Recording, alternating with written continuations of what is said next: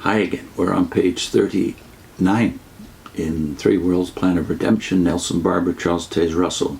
The spiritual body. Very little is known of the nature of a spiritual body. It doth not yet appear what we shall be. But we know many things that they have done, and which, by comparing spiritual things with spiritual, we know the saints will do.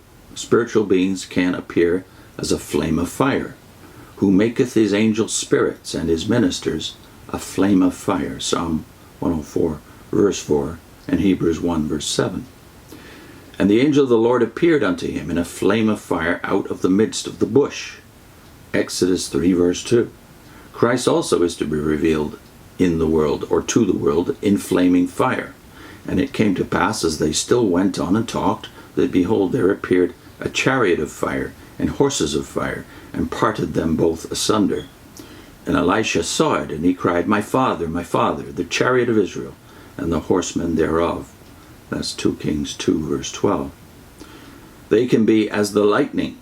His countenance was as lightning. Matthew 28 verse 3. For as the lightning that lighteneth out of the one part under heaven shineth to the other part under heaven, so shall also the Son of Man be in his day or days. This word, hemera, or day, is the same in verse 26. As it was in the days of Noah, so shall it be also in the hemera, day, days, or time of the Son of Man. Hence, notwithstanding Christ to be as the lightning in his day or days, yet it is to be as it was in the days of Noah, when they planted and builded and knew not. The appearing as fire, lightning, etc. seems to be their own peculiar glory, as they actually are, and as we shall see them when we are made like them. But as the world will never see them. A full description of this glorified or spiritual body is given in Daniel 10, verses 5 and 6, and also in Revelation 1, 12 to 15, which is quoted here. Then I lifted up my eyes and looked, and behold, a certain man clothed in linen, whose loins were girded with fine gold of Uphaz. His body was like the beryl, and his face as the appearance of lightning, and his eyes as lamps of fire, and his arms and his feet like in color to polished brass, and the voice of his words like the voice of a multitude. And there remained no strength in me, for my comeliness was turned in me into corruption. A similar description is given of Christ's glorious body in Revelation 1. And when this corruption shall put on incorruption, we shall see him as he is, for we shall be like him.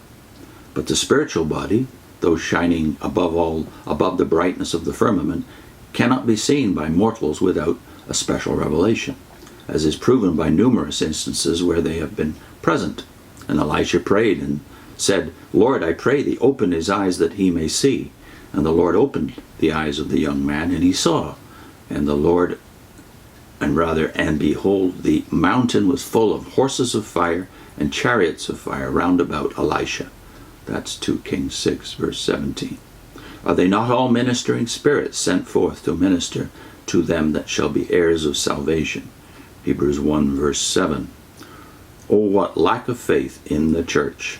Nevertheless, when the Son of Man cometh, shall he find faith on the earth? Also in the case of Daniel, the men that were with him saw not the vision.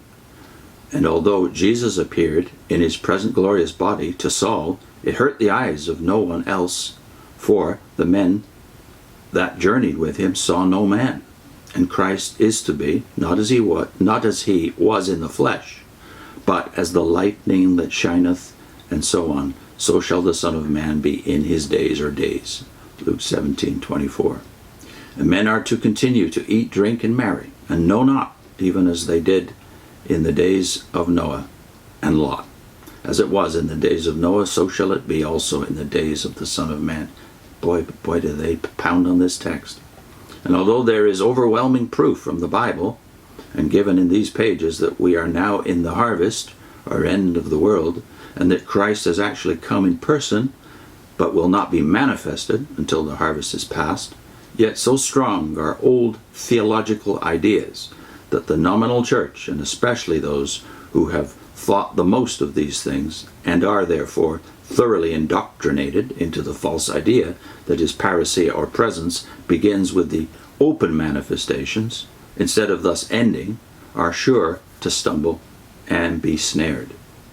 Spiritual beings can appear as common men with fleshly bodies, as did Christ after his resurrection, and as angels have always done, when, instead of appearing in their actual glory, they have appeared as common men.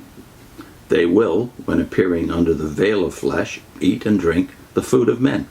While they yet believed not for joy and wonder, he said unto them, Have ye here any meat? And they gave him a piece of broiled fish and of a honeycomb.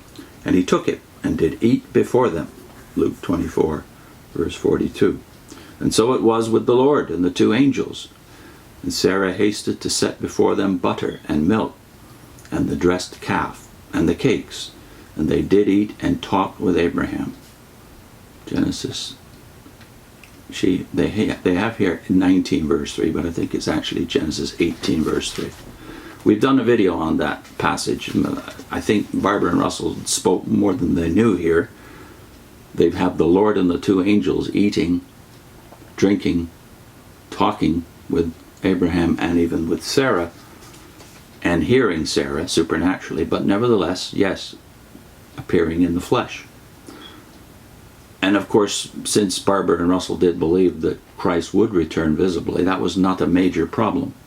But the Lord here, of course, is Yahweh in the original, not an angel, not the angel of Yahweh, but rather Yahweh in the text. That's a problem. So we did a video on that, which we'll link.